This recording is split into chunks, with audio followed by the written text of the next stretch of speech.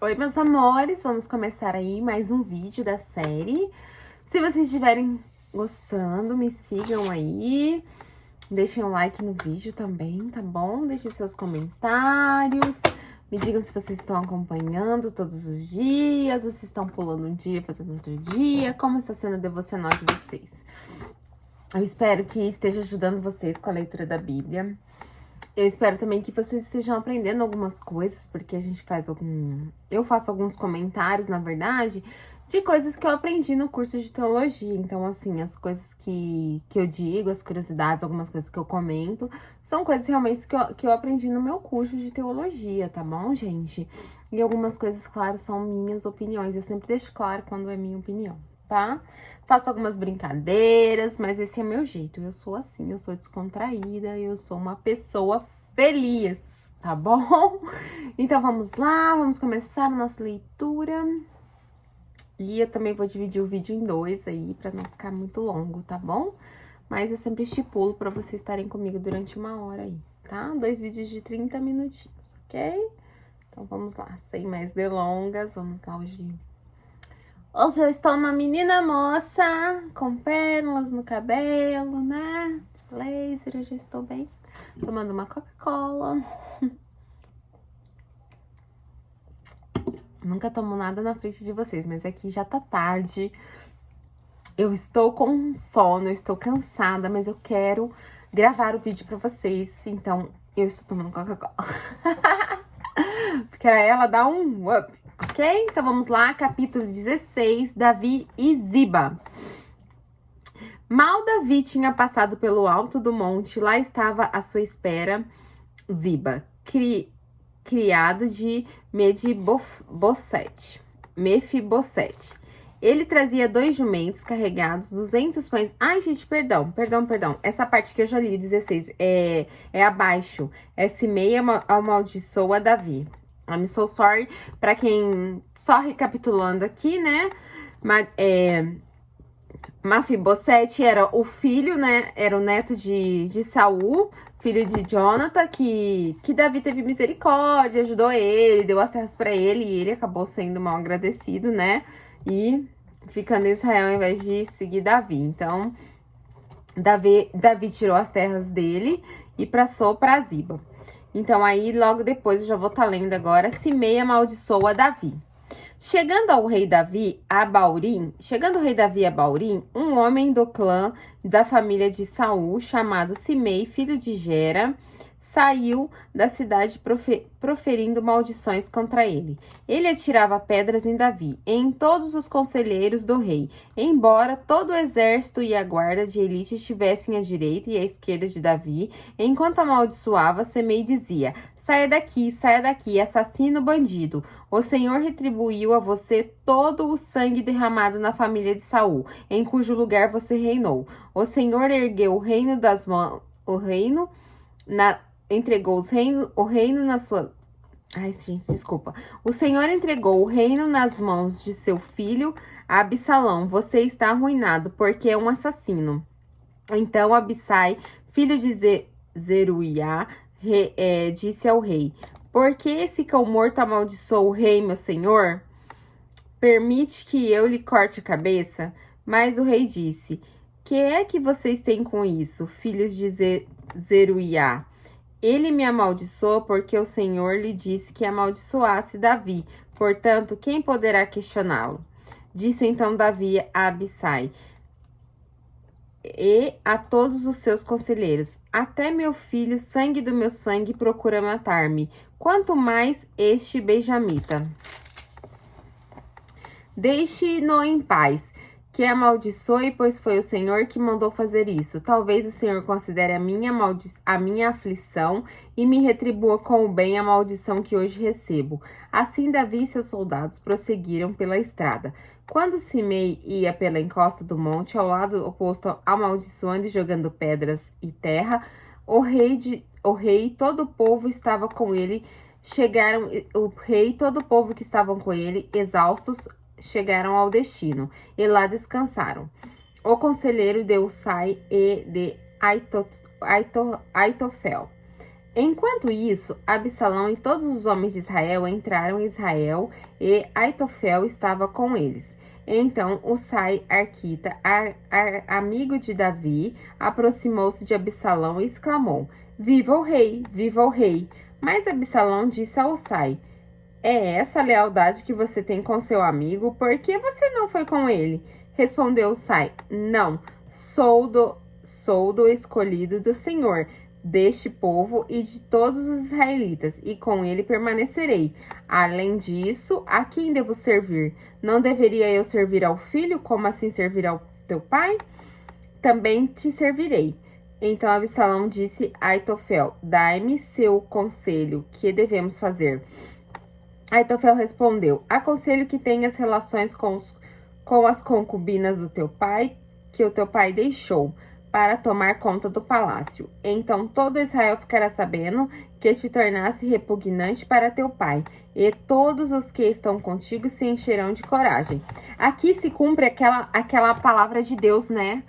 Quando disse que Davi veria as traições na luz do dia, né? E aí ele veria agora através do filho dele, né?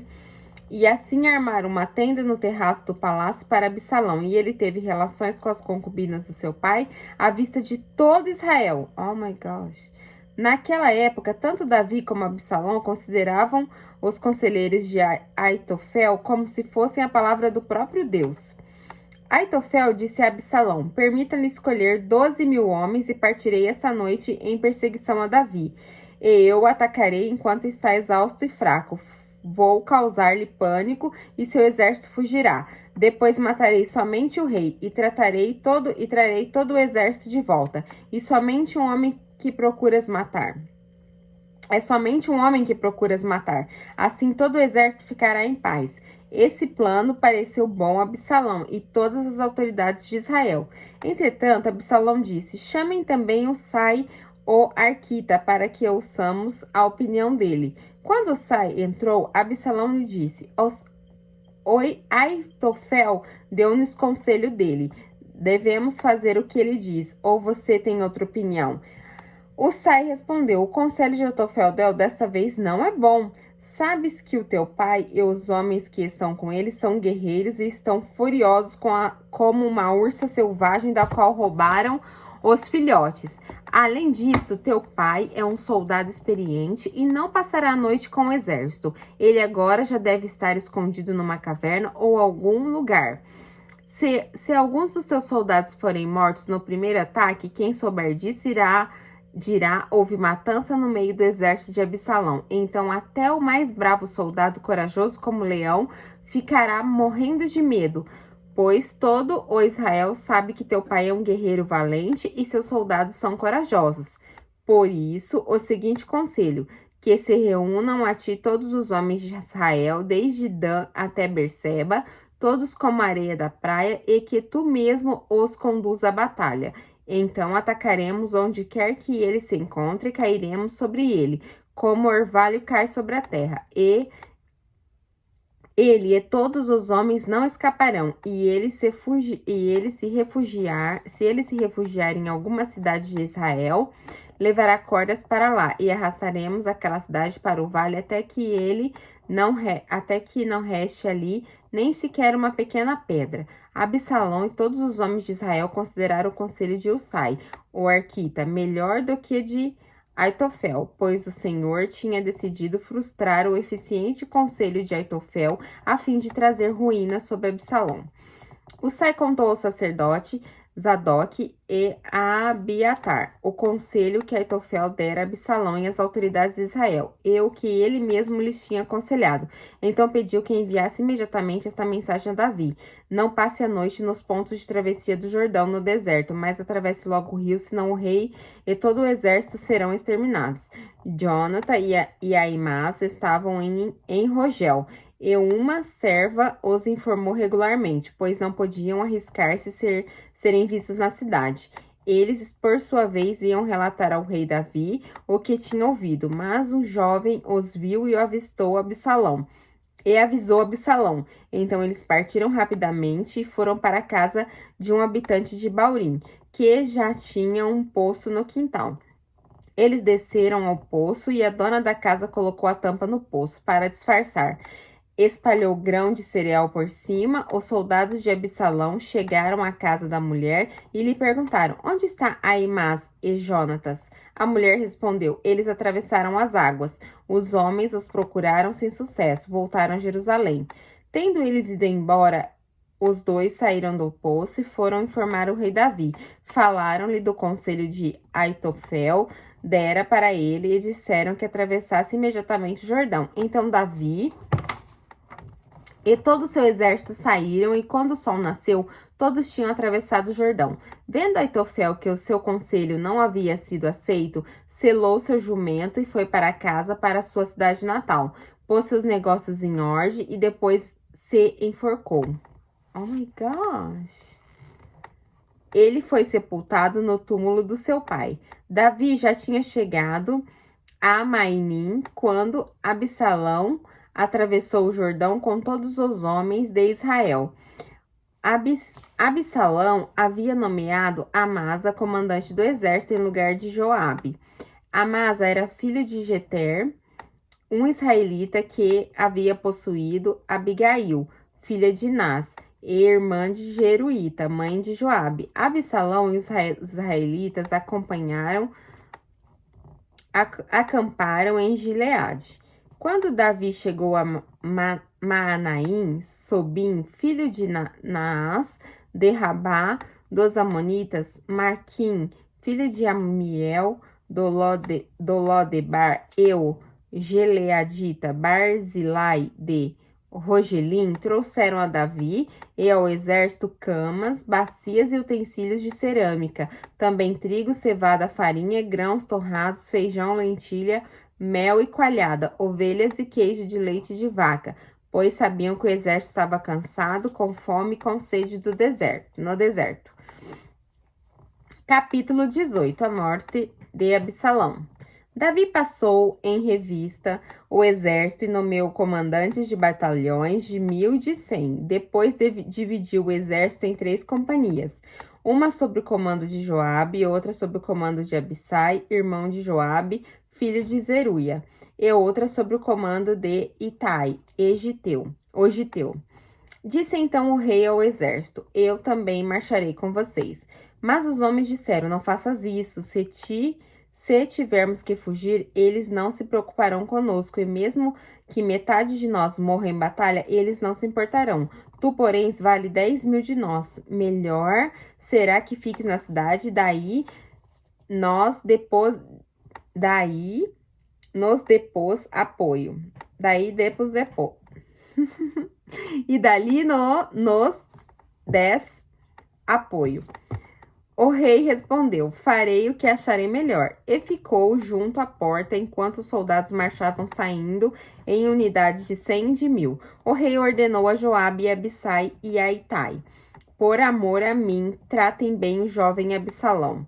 E todos os exércitos ouviu. Quando o rei deu essa ordem sobre Absalão a cada um dos comandantes, o exército saiu a campo para enfrentar Israel e a batalha aconteceu na floresta de Efraim, onde o exército de Israel foi derrotado pelos soldados de Davi. Houve grande matança naquele dia, elevando-se o número de mortos a 20.000. A batalha espalhou-se por toda a região e naquele dia a floresta matou mais que a espada. Durante a batalha, Absalão, montado em sua mula, encontrou-se com os soldados de Davi, passando a mula debaixo dos galhos de uma árvore. Absalão ficou preso nos galhos pela cabeça, ficou pendurado entre o céu e a terra, e a mula seguiu. Um homem viu e informou a Joabe: acabei de ver Absalão pendurado numa árvore. Você o viu? Perguntou Joabe ao homem. E por que não o matou ali mesmo? Eu teria dado a você 10 peças de prata e um cinturão de guerreiro. Mas o homem respondeu: mesmo que fossem pesadas e colocadas em minhas mãos 10.000 peças de prata, eu não levantaria a mão contra o filho do rei. Ouvimos o rei ordenar a ti, Abissai e a Itai: protejam por amor a mim o jovem Absalão. Por outro lado, se eu tivesse atentado traiçoeiramente contra a vida dele, o rei ficaria sabendo, pois não se pode esconder nada dele, e tu mesmo ficarias contra mim. E Joabe disse, não vou perder mais tempo com você. Então pegou 3 dardos e com eles trespassou o coração de Absalão, quando ele ainda estava vivo na árvore. E 10 dos escudeiros de Joabe cercaram Absalão e acabaram de matá-lo. A seguir, Joabe tocou a trombeta para que o exército parasse de perseguir Israel, e assim deteve o exército. Retiraram o corpo de Absalão, jogá-lo num grande fosso na floresta e fizeram um grande monte de pedra sobre ele. Enquanto isso, todos de Israel fugiram para casa. Quando em vida Absalão tinha levado um monumento, Absalão tinha levantado um monumento para si mesmo no Vale do Rei, dizendo: não tenho nenhum filho para preservar a minha memória. Por isso deu à coluna o seu próprio nome, chamado ainda hoje Monumento de Absalão. Além de tudo, ele ainda tinha pecado, principalmente fazendo um monumento para si próprio, né? Ele realmente era a ovelha negra, né? E aqui, realmente, Deus fez uma armadilha para ele, né? Quando a terra, os galhos prenderam ele, o próprio Deus fez uma armadilha para ele, né? A tristeza de Davi. Então, Aimás, filho de Zodoque, disse, deixe-me correr e levar o rei a notícia que o Senhor lhe fez justiça, livrando-o de seus inimigos. Não é você quem deve levar a notícia hoje, disse-lhe Joabe, deixe isso para outra ocasião. Hoje não, porque o filho do rei morreu. Então Joabe ordenou a um etíope, vá dizer ao rei o que você viu. O etíope inclinou-se diante de Joabe e saiu correndo para levar a notícia. O povo gosta de uma fofoca, né? Todavia, Aimás, filho de Zodoque, disse de novo a Joabe, não importa o que aconteça, deixe-me ir com etíope. Joabe, porém, respondeu, por que está querendo tanto ir, meu filho? Você não receberá nenhuma recompensa pela notícia. Mas ele insistiu, não importa o que aconteça, quero ir. Disse então Joabe, pois vá. E Aimás correu para o caminho da planície e passou à frente do etíope. Davi estava sentado entre a porta interna e a externa da cidade, e quando a sentinela subiu ao terraço que havia sobre a porta junto à muralha, viu um homem que vinha correndo sozinho. A sentinela gritou avisando o rei. O rei disse, se ele está sozinho, deve trazer boa notícia, e o homem aproximou-se. Então a sentinela viu outro homem que vinha correndo e gritou ao porteiro, vem outro homem correndo sozinho. Esse também deve estar trazendo boa notícia, exclamou o rei. A sentinela disse, está me parecendo pelo jeito de correr que o da frente é Aimás, filho de Zadoque. É um bom homem, disse o rei. Ele traz boas notícias. Então Aimás aproximou-se do rei e o saudou. Prostrou-se com o rosto em terra diante do rei e disse, bendito seja o Senhor, o teu Deus. Ele entregou os homens que se rebelaram contra o rei, meu senhor. O rei perguntou, o jovem Absalão está bem? Aimás respondeu, vi que houve grande confusão quando Joabe, o servo do rei, ia enviar teu servo, mas não sei o que aconteceu. O rei disse, fiquei ali ao lado esperando, e Aimás ficou esperando. Então o etíope chegou e disse, ó rei, meu senhor, houve boa notícia. Hoje o Senhor te livrou dos que se levantaram contra ti. O rei perguntou, o jovem Absalão está bem? O etíope respondeu, que os inimigos do rei, meu senhor, e todos os que levantaram-se para te fazer mal, acabem como aquele jovem. Então o rei, abalado, subiu ao quarto que ficava por cima da porta e chorou. Foi subindo e clamando, ó meu filho Absalão, meu filho Absalão, quem dera ter morrido em seu lugar. Ah, Absalão, meu filho, meu filho. O luto de Davi. Informaram a Joabe que o rei estava chorando e se lamentando por Absalão. Para todo o exército, a vitória daquele dia se transformou em luto, porque as tropas ouviram dizer: o rei está de luto por seu filho. Naquele dia, o exército ficou em silêncio na cidade, como fazem os que fogem humilhados da batalha. O rei, com o rosto coberto, gritava: ó meu filho Absalão, ó meu filho Absalão. Joabe repreende Davi. Então Joabe entrou no palácio e foi falar com o rei. Hoje humilhaste... Ai, desculpe. Hoje humilhaste todos os teus soldados, os quais salvaram a tua vida, bem como os teus filhos e filhas e tuas mulheres e concubinas. Ama aos que te odeiam e odeia aos que te amam. Hoje deixaste claro que os comandantes dos teus soldados nada significam para ti. Hoje que ficara satisfeito se hoje Absalão estivesse vivo e todos nós estivéssemos mortos?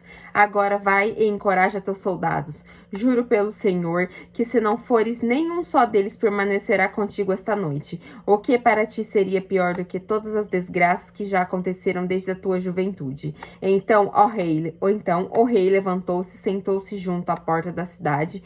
Quando o exército soube que o rei estava sentado junto à porta, todos os soldados juntaram-se a ele. Davi retorna para Jerusalém. Enquanto isso, os israelitas fugiram para casa. Em todas as tribos de Israel, o povo discutia, dizendo: Davi nos livrou da mão dos nossos inimigos. Foi ele que nos libertou dos filisteus. Mas agora fugiu do país por causa de Absalão. E Absalão é quem tínhamos ungido rei. Morreu em combate. E por que não falam em trazer o rei de volta? Quando chegou aos ouvidos do rei o que todo Israel estava comentando, Davi mandou a seguinte mensagem aos sacerdotes Zodoque e Abiar. Pergunte às autoridades de Judá por que vocês seriam os últimos a conduzir o rei de volta ao seu palácio? Vocês são meus irmãos, sangue do meu sangue. Por que seriam os últimos a ajudar o meu retorno? E digam a Amazá: você é sangue do meu sangue, que Deus me castigue com todo rigor, se de agora em diante você não for comandante do meu exército em lugar de Joabe. As palavras de Davi conquistaram a lealdade unânime de todos os homens de Judá, e eles mandaram dizer ao rei que voltasse com todos os seus servos. Então o rei voltou e chegou ao Jordão. E os homens de Judá foram a Gigal ao encontro do rei para ajudá-lo a atravessar o Jordão. Simei, filho de Gera e benjamita de Baurim, foi depressa com os homens de Judá para encontrar-se com o rei Davi. Com ele estavam outros 1000 benjamitas e também Ziba, servidor da casa de Saul, com seus 15 filhos e 20 servos. Eles entraram no Jordão antes do rei e atravessaram o rio a fim de ajudar a família real na travessia e fazer o que o rei desejasse. Semei, filho de Gera, atravessou o Jordão, prostrou-se perante o rei e lhe disse: que meu senhor não leve em conta o meu crime, e que não te lembres do mal que o teu servo cometeu no dia em que o rei, meu senhor, saiu de Jerusalém. Que o rei não pense mais nisso. E teu servo reconheço que pequei. Por isso, de toda a tribo de José, fui o primeiro a vir ao encontro do rei, meu senhor. Então Abissai, filho de Zeruia, disse: Semei amaldiçoou o ungido do Senhor, e ele deve ser morto. Davi respondeu: o que é que vocês têm com isso, filhos de Zeruia? Acaso se tornaram agora meus adversários? Deve alguém ser morto hoje em Israel? Ou tenho hoje a garantia de que voltei a reinar sobre Israel? E o rei prometeu a Simei sob juramento: você não será morto. Mefibosete, neto de Saul, também foi ao encontro do rei. Então não havia lavado os pés, nem aparado a barba, nem lavado as roupas, desde o dia em que o rei partira, até o dia em que o rei voltou em segurança. Quando chegou a Jerusalém, encontrou-se com o rei e lhe perguntou: por que você não foi comigo, Mefibosete? E ele respondeu: ó rei, meu senhor, eu, teu servo, sendo aleijado, mandei selar o meu jumento para montá-lo e acompanhar o rei. Mas o meu servo me enganou.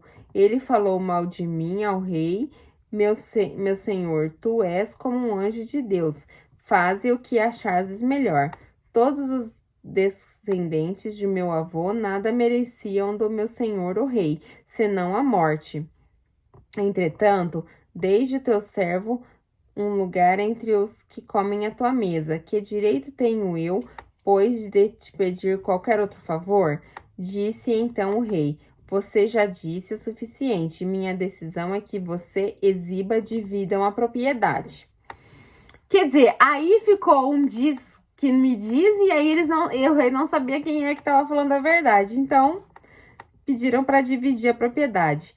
Mas Mefibosete disse ao rei: Deixa que ele fique com tudo, agora que o rei, meu senhor, chegou em segurança ao seu lar.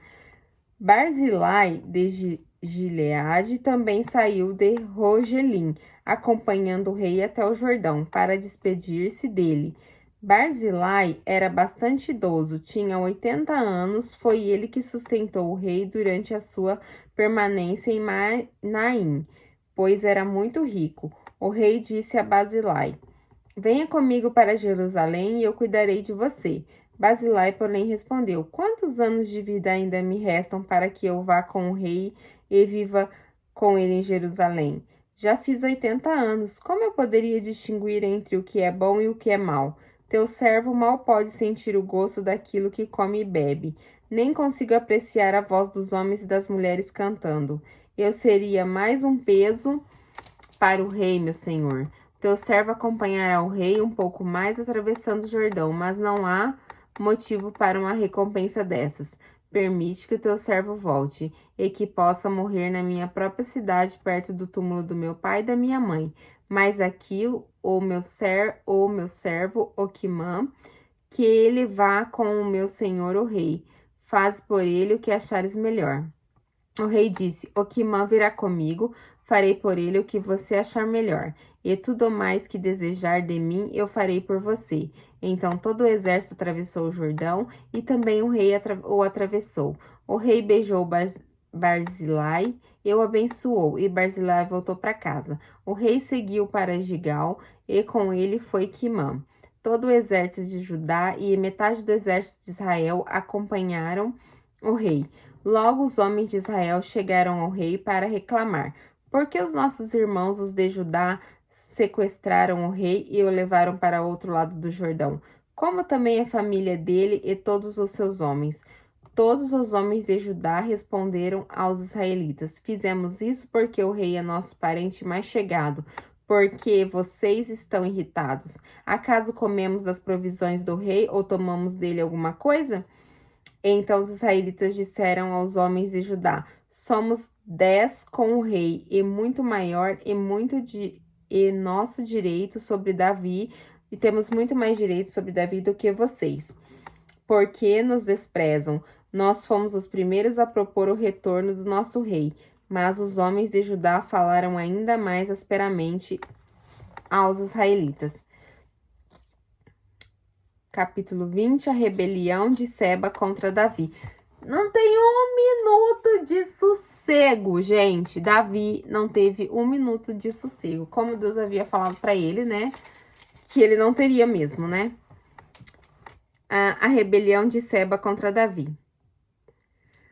Também estava lá um desordeiro chamado Seba, filho de Becrim, de Benjamim. Ele tocou a trombeta e gritou: Não temos parte alguma com Davi, nenhuma herança com o filho de Jessé.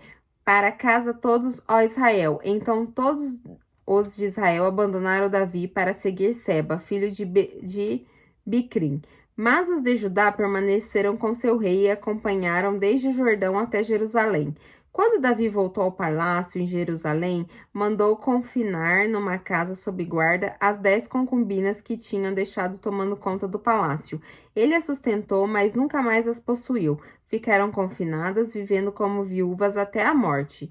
E o rei disse a Amazá: Convoque os homens de Judá e dentro de 3 dias apresente-se aqui com eles. Mas Amasa levou mais tempo para convocar Judá do que o prazo estabelecido pelo rei. Disse então Davi a Abissai: Agora Seba, filho de Biquim, será pior para nós do que Absalão. Chame os seus soldados e persiga-o antes que ele encontre alguma cidade fortificada e depois nos ataque os olhos. Assim os soldados de Joabe, os queretitas, os peletitas e todos os guerreiros saíram de Jerusalém para perseguir o filho de Bicrim. Quando estavam junto à grande rocha de Gibeon, Amasa encontrou-se com eles. Joabe vestia seu traje militar e tinha um cinto com um punhal na bainha. Aproximar-se de Amasa, deixou cair a adaga. Como vai, meu irmão? Disse Joabe, pegando Amasa pela barba com a mão direita para beijá-lo. E Amasa, não percebendo o punhal na mão esquerda de Joabe, foi por ele golpeado no estômago. Suas entranhas se derramaram no chão e ele morreu, sem necessidade de um segundo golpe. Então Joabe e Abissai, seu irmão, perseguiram Seba, filho de Bicrim. Um dos soldados de Joabe ficou ao lado do corpo de Amasa e disse: quem estiver do lado de Joabe e de Davi, siga Joabe. Amasa jazia numa poça de sangue no meio da estrada. Quando o homem viu que todos que se aproximavam do corpo de Amasa paravam, afastou-se para fora da estrada e o cobriu com uma coberta. Depois, o corpo de Amasa foi retirado da estrada. Todos os homens seguiram com Joabe em perseguição ao filho de Bicrim. Seba atravessou todas as tribos de Israel e chegou a Abel-Beté, Maaca, e todos os bicritas se reuniram para segui-lo. O exército de Joabe veio, cercou Seba, Abel, Bet-Maaca e construiu contra a cidade uma rampa que chegou até a muralha externa. Quando o exército de Joabe estava para derrubar a muralha, uma mulher sábia gritou da cidade: ouçam, digam a Joabe que venham aqui para que eu fale com ele. Quando ele se aproximou, a mulher perguntou: tu és Joabe? E ele respondeu: sim. Ela disse: ouve o que tua serva tem para dizer-te. Estou ouvindo, disse ele. E ela perguntou: antigamente se dizia, peça conselho na cidade de Abel, e isso resolvia a questão. Nós somos pacíficos e fiéis em Israel. Tu procuras destruir uma cidade que é mãe em Israel. Por que queres arruinar a herança do Senhor? Respondeu Joabe: longe de mim uma coisa dessas, longe de mim arruinar e destruir esta cidade. Não é esse o problema, mas um homem chamado Seba, filho de Bicrim, dos montes de Efraim, rebelou-se contra o rei Davi. Entregue-me esse homem e iremos embora. A mulher disse a Joabe: a cabeça dele te será jogada do alto da muralha. Então a mulher foi falar a todo o povo, dando o seu sábio conselho, e eles cortaram a cabeça de Seba, filho de Bicrim, e a jogaram para Joabe. Uau! Ele tocou a trombeta e seus homens se dispersaram, abandonando o cerco da cidade. Cada um voltou para sua casa e Joabe voltou ao rei em Jerusalém. Joabe comandava todo o exército de Israel. Benaia, filho de Joaida, comandava os queretitas e os peletitas. Adoirão era chefe do trabalho forçado. Josafá, filho de Ailude, era arquivista real. Seva era secretário. Zodoque e Abitar eram sacerdotes. Eira e Jair eram sacerdotes de Davi. Aqui, gente, a gente vê mais uma vez a sabedoria de uma mulher, né? Ela interviu e foi ótimo isso, né? Aqui não aparece nenhum nome, né? Ela só é chamada de mulher sábia, né? Então, na Bíblia, muitas vezes, algumas mulheres fazem coisas que vão contra, né? Mas aqui nessa parte, essa mulher, ela já é chamada de sábia. E como é difícil nós sermos mulheres sábias, né? Se a gente for analisar, não é fácil ser uma mulher sábia, né? E aqui na Bíblia, essa foi extremamente sábia. Evitou totalmente a destruição da cidade, né? Então, anotem se vocês tiverem interesse. 2 Samuel, capítulo 20, no versículo 16. Onde aparece uma mulher sábia, que ali evita a morte de centenas de inocentes, né? Que os caras iam matar todo mundo pra tirar o cara da cidade, ela mesma entregou o cara lá, né? Foi ela mesma. Você quer o cara? Então tá aqui. E se a gente tirar isso pra nossa vida, né? Às vezes a gente pode evitar muitos problemas se a gente entregar o que tem que ser entregue nas mãos de Deus. Entregar e deixar que ele resolva, ok? Vamos lá. Capítulo 21. Os Gebeonitas são vingados. Durante o reino de Davi, houve uma fome que durou 3 anos. Davi consultou o Senhor e lhe disse: a fome veio por causa de Saul e de sua família sanguinária, por terem matado os Gebeonitas. O rei então mandou chorar os Gebeonitas e falou com eles. Os Gebeonitas não eram de origem israelita, mas remanescente dos amorreus. Os israelitas tinham feito com eles um acordo sob juramento, mas Saul, em seu zelo por Israel e Judá, havia tentado exterminá-los. Davi perguntou aos Gebeonitas: que posso fazer por vocês? Como posso reparar o que foi feito para que abençoem a herança do Senhor? Os Gebeonitas responderam: não exigimos de Saul ou de sua família prata ou ouro, nem queremos matar ninguém em Israel. Davi perguntou: o que querem que eu faça para vocês? Eles responderam: quanto ao homem que quase nos exterminou e que pretendia destruir-nos para que não tivéssemos lugar em Israel, que 7 descendentes dele sejam executados perante o Senhor, em Gibeá de Saul, no monte do Senhor. E os entregue a vocês, disse o rei. Eu os entregarei a vocês, disse o rei. O rei poupou Mefibosete, filho de Jonatã e neto de Saul, por causa do juramento feito perante o Senhor entre Davi e Jonatas, filho de Saul. Mas o rei mandou buscar Armonim e Mefibosete, os 2 filhos de Rispa, filha de Aiá, tinha dado a Saul. Com eles também os 5 filhos de Marebe, filha de Saul, tinham dado a Adriel, filho de Barzilai, de Meolai. Ele os entregou aos Gebeonitas, que os executaram no monte perante o Senhor. Os 7 foram mortos ao mesmo tempo, nos primeiros dias de colheita da cevada. Então Rispa, filha de Aiá, pegou um pano de saco, estendeu para si sobre uma rocha, desde o início da colheita até o cair da chuva sobre os corpos. Ela não deixou que as aves e as rapinas os tocassem de dia, nem os animais selvagens à noite. Quando Davi foi informado de que Rispa, filha de Aiá, concubina de Saul, havia feito, mandou recolher os ossos